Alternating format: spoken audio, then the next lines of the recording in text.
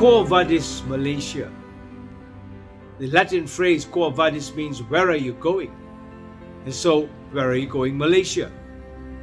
I'm beginning this series of conversations with top personalities concerning politics, concerning policy, concerning identity, or what it is to be a true Malaysian. My first guest is the Honorable former Prime Minister of Malaysia, the 4th and the 7th, Tun Dr. Mahathir Mohamad. I am so thankful that I have this opportunity as a doctor to speak to another doctor. But this one was different because it was challenging, it was overwhelming, because he is 98 years old and he will be 98 on the 10th of July this year, 2023. And so my conversation is all about his journey and my journey as a doctor, my service in the armed forces, and what I went through. Both of us are not only doctors but patients. Both have had open heart surgery. Both know what it is to have our hearts stopped. Both of us know what it is to have death knocking at the door. So I'm deeply pleased that Tun Dr. Mahathir sat for 1.5 hours in front of me, patiently listening to my sharing of heart, and I listened to his heart, and I hope you will enjoy this first conversation that I've had with the first of these series with Tun Dr. Mahathir Mohamad. Enjoy. As I talk about Quo Vadis Malaysia, the direction where Malaysia is going to go, as a visionary, I want to step back a bit, because over the last 6 months you have been traveling to Europe, you've been traveling to East Asia, Japan, Korea, and I want to congratulate you, and it's remarkable, because I'm a visionary myself, that you brought out and mooted this whole idea of a one world government. And I think this is critical time where we should think of the world as one country, because we are facing so many challenges. And this is the time that we need to hear you. So talk to this country, talk to Malaysia, talk to us doctors, talk to everyone. Why is it essential for us now to really put an end to war? And I will come to the 1940s when we were all in that time. But your thinking of this one world government at this point in time, as we go into the 21st century, don't spend some time with us and give us an idea of your thinking and your mind of this one world government. What I notice is that there are many problems faced by the whole world, not just by one country or some countries, but the whole world is faced with problems which need to be tackled by a central authority. In a state, the state government can deal with problems within the state. But here we have a problem that affects not only the state, but the whole world, a common problem. One of these common problem is that we now have a very big population. The world population has reached 8 billion, and 8 billion people creates problems for governments and for themselves. For example, governments now are not as effective as they used to be. You see what is happening in France, for example. The government may want to do something, but when the people refuse and take to the streets, the government really cannot do anything. They cannot very well kill their own people. And there were riots for 5 consecutive days. There were street demonstration and riots, and the government feels unable to do anything. And this increase in the number of people creates many problems. For one thing, certainly the amount of waste they produce would be horrible. Mountains of waste already would be produced by them. Already we are having problem dealing with waste. For example, plastic waste is causing a lot of problem for us. But it's not only plastic. There are other waste that are produced by us which needs to be dealt with. You know what happened with plastic is that the rich countries send the plastic they have already used to the poor countries. And the poor countries now face a problem of huge amounts of waste coming from the rich countries. That means that the number of people uh, is producing the waste, and we need to find a way to deal with the waste. So that is one thing. The other thing, of course, is, as I said just now, the governments have become ineffective, unable to govern their people, because the people now take to the streets and are against the government. And there are many, many other issues, because numbers of people find that their countries are not hospitable and they have to migrate. And we see millions of people migrating from poor countries to rich countries. So obviously, the increased number of people poses many problems for the whole world. But it cannot be tackled by a country by itself. It must be tackled by the whole world. But a whole world government is not going to be concerned with crimes committed in a country, but with common problems. For example, there is now a climate change, and climate change affects the whole world. That also needs to be monitored and dealt with by the whole world, not just by one country. And on the top of that, we have recently this pandemic, a disease that affects not one country but the whole world. Again, we need to have a central authority so that people will get the necessary vaccines, for example, and not only the rich people, but the poor people also will have access to vaccines. So that is why, for certain common problems, the world needs to have a central authority.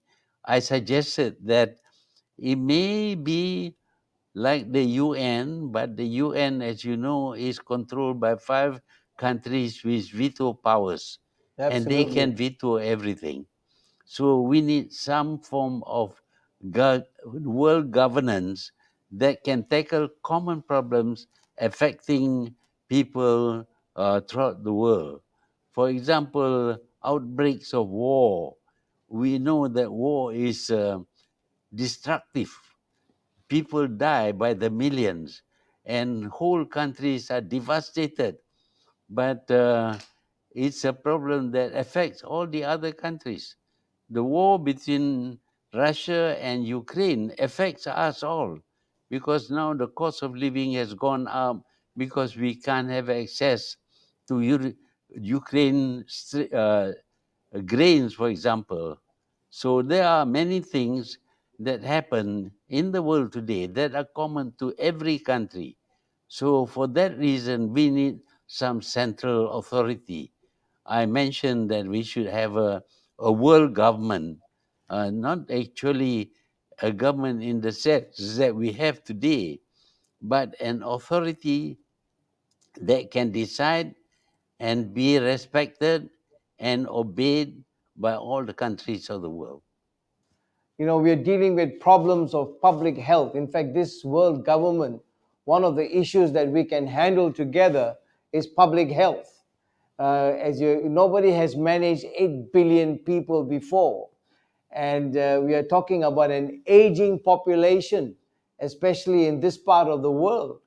And as doctors, we have not even come to that. We can see the damage the pandemic did.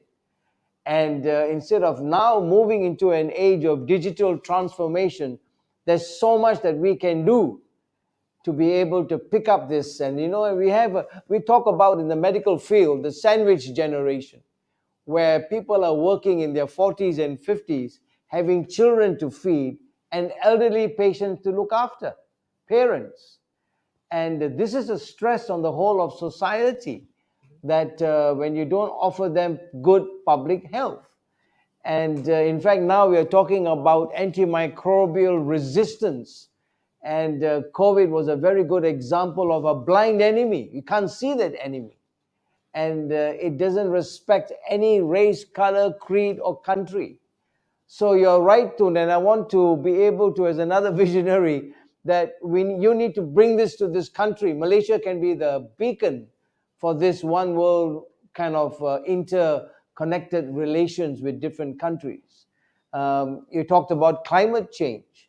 In fact, Asia is got 50% of the emissions come from Asia, and we can be the beacon to start this stone. What are your thoughts on this? Because I'm talking about, you talked about climate change, I'm talking about public health, we are talking about digitalization of agriculture, sharing of wealth. I mean, this is the time, don't you think? Yes, it is. For example, let's take the speed of travel. It takes only a few hours to travel from China to Malaysia, for example. In the past, it took 3 months or even longer to travel from China to Malaysia. But when you have the speed reduced to 3 hours, the person coming into Malaysia may be carrying some disease which has not yet shown any side effects or evidence. So by the time he reaches here, he carries the disease and the disease would be spread in Malaysia. In fact, the COVID-19, the first spread was from China to Iran, because there are people who travel from China to Iran, and within hours they could travel from Wuhan to Tehran, for example, and the result would be in Tehran the disease would flare up, and the person would be spreading the disease to the people in uh, in Iran. So the speed of travel is a problem. How do we check people so that they don't carry disease from one country to another and eventually throughout the world? So this is a problem, a medical problem that needs to have some central policies and strategies that can reduce the possibility of infections spreading throughout the world as happened with COVID-19. I was just talking to a colleague yesterday, and I was talking about your one world government. It's, we have a scan called PET scan, and which is positive emissions tomography, where you put the patient in, the whole body goes into a chamber, and by using these radioactive traces, we can pick up hot spots. And it's as if we should have a PET scanning of this whole world, where we can pick up hotspots like what you are saying and know from where it's coming from and where it's going, and immediately put a stop to it. With the advances of automation, nothing is impossible. What we need is a man like you to bring this vision and urgency. I think there's a sense of urgency and political will to bring this to front. Yeah, we need to have the cooperation between all the countries of the world, because the world has shrunken in terms of travel time. The world now is very small. It's not like before where people take months to travel, even years to travel.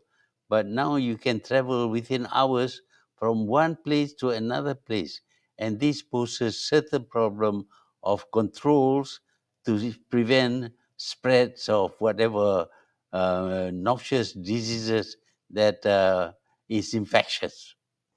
Well, Tun, let's just put that as Malaysia's spearhead, your legacy of forming this one world government to keep everybody in check so that war becomes illegal, and we put a stop to all the killing of lives, because life is so precious, and we need to think differently and for a better future. Now, coming back to your book, Capturing Hope. Hi everyone, this is Dr. Charles Lee. Before this episode starts, I have a small favor to ask from you. Many visit and watch the videos and they find it very informative, they get excited. Some of them write to me on my email, but they don't subscribe. So, would you do me a small favor? Would you just press that subscribe button? It'll be so good for all of us. Certainly, it helps the channel grow. It adds a little bit of vitality to the channel.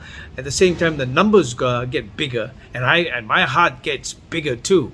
So just to know that you're with me, you enjoy the company, and I enjoy your company, you won't believe it. So please subscribe, press that button. I want to hear those bells jingle, and most of all, stay tuned. And I love your company. We'll talk again.